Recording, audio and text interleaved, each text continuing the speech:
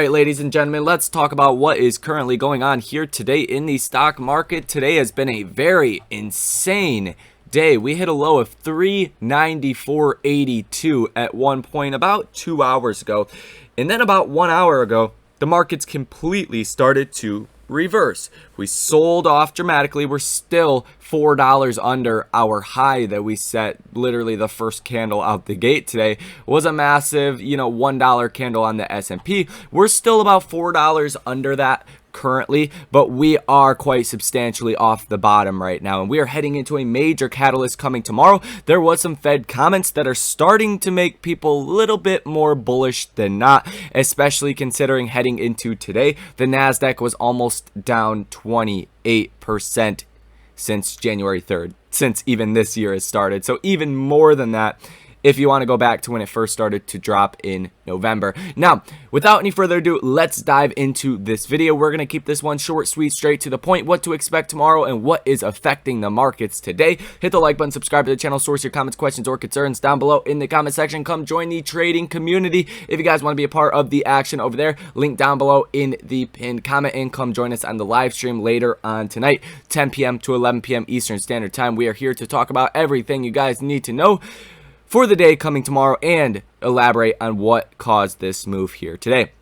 Now, nonetheless, the S&P did break a little bit of the trend line that I have drawn right here. I really want to see about 402 if we can hold up support. At the very least, I want to see about $400.50 per share to see if we can hold up support here on the SPY. Now, why do I like to look at the SPY? Well, everything kind of revolves around the SPY. If you look at Apple, it's 7% of the S&P. So depending on what Apple does, depending on what large tech does, that controls the broad markets. And then the S&P really weighs down other sectors, or it helps other sectors out. That's literally the correlation that we are seeing. The correlation now has really never been stronger, right? Where if, 5 or 10 of the largest stocks in the world, your Apples, Amazons, Googles, Teslas, Nvidias, if they do good, most of the markets do good. If they do bad, then virtually all of the markets are going to do bad on that day. So that's a little bit of reasoning why I like to look at the S&P.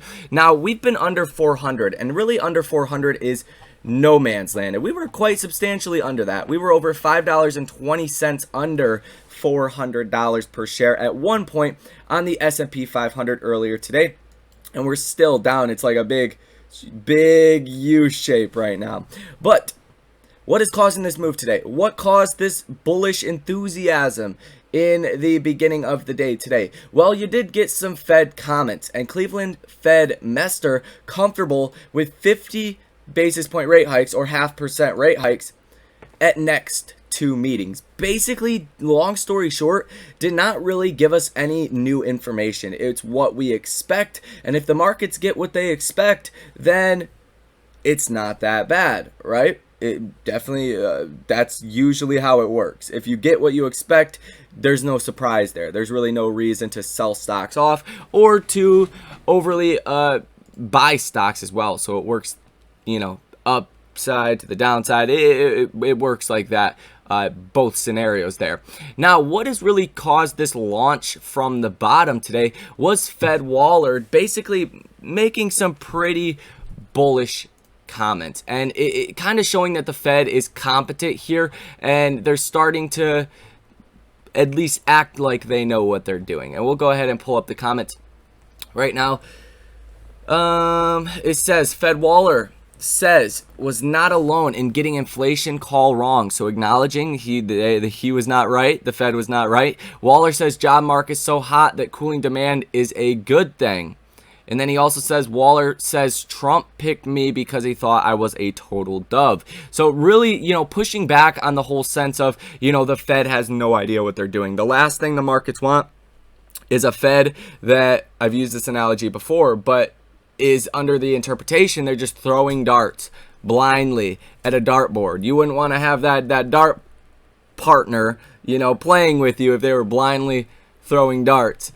at the board. So I think that is really what has started this rally, as well as you do have CPI here in the morning at 8:30. And considering even the move from the bottom that we have seen, we're still down dramatically from where we just were over the last couple of weeks. We were just at 450 on the SPY. We're sitting just under 403 right now. You're still down about 26-25% on the NASDAQ since January 3rd, the first day of trading in 2022. So I think there's a lot of things that are currently in play tomorrow and currently happening right now. But to be quite honest with you guys, if CPI is good, it would not surprise me to see a 3 to 5% positive day in the markets tomorrow, just because they've been so oversold. And that is something fundamental that we really need clarity on. We need confirmation that inflation is going down. If we get the third straight core CPI reading that is now going down, people might say, hey, maybe inflation won't last forever, and just maybe investors will feel comfortable buying bonds, and that could drive down interest rates dramatically, and that's what could give the markets a big boost to the upside.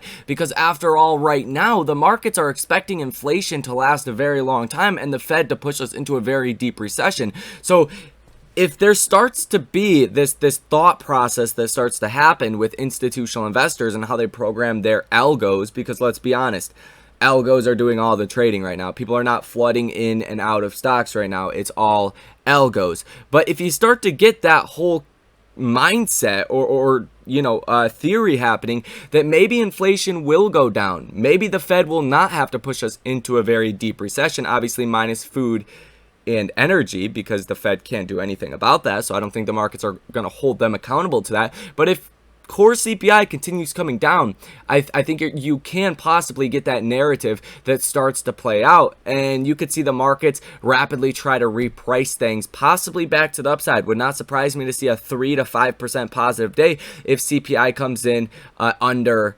expectations. That's the key. Expectations. And if we do go ahead and pull up CPI for tomorrow, and what the expectation is, it says the rapid rise in inflation is causing the Federal Reserve to aggressively raise interest rates, along with deleveraging its $8.9 trillion balance sheet. This has thrown stocks into correction territory or bear markets. Two of the major reasons for the increase in inflation have been the upsurge in demand coming out of the pandemic and supply chain issues.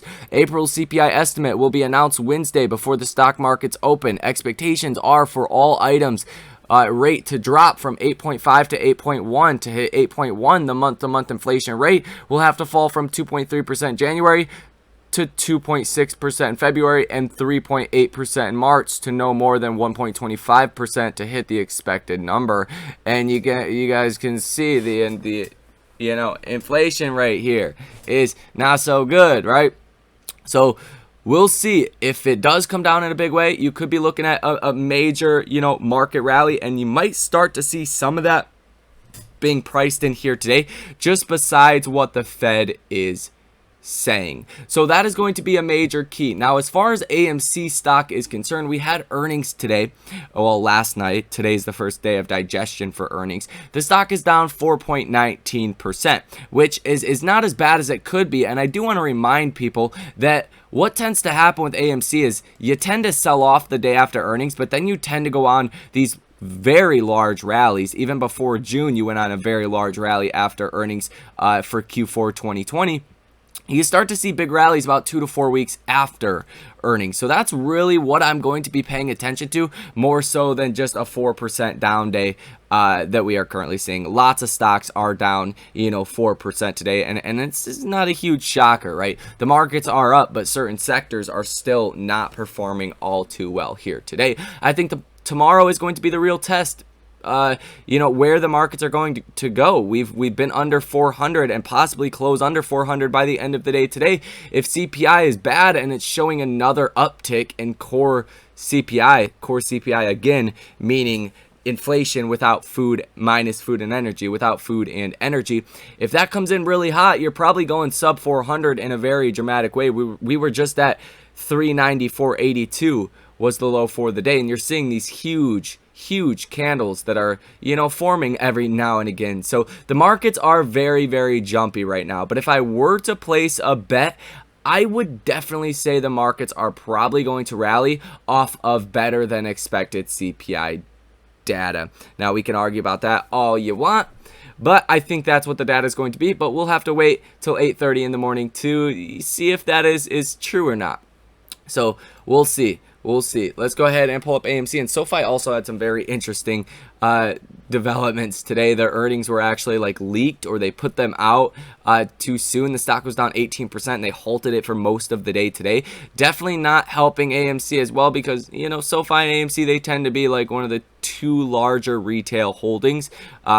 So that's definitely not helping AMC. Figured I'd throw that in there. Now, the short interest of free float for AMC stock is sitting at 19.88%. Current shares that are sold short of 102.5 million. Cost bar max of 3.54%. Utilization of 100%, and days to cover is sitting at 2.80. So it's not moving around all too much. I think a lot of the shorting activity, the artificial shorting activity, is being done through close to the money put option, where even if the stock drops 1%, the market makers potentially have to go out and short a lot of stock to hedge out for those options. So all in all, I think it's not a terrible day in the markets. It's not a terrible day for AMC stock. You can see, though, positive order value is only sitting at 5% for institutional option activity. 14 orders totaling $5.12 million. So not a large option day for AMC. Lots of small put and call positions that are actually going through.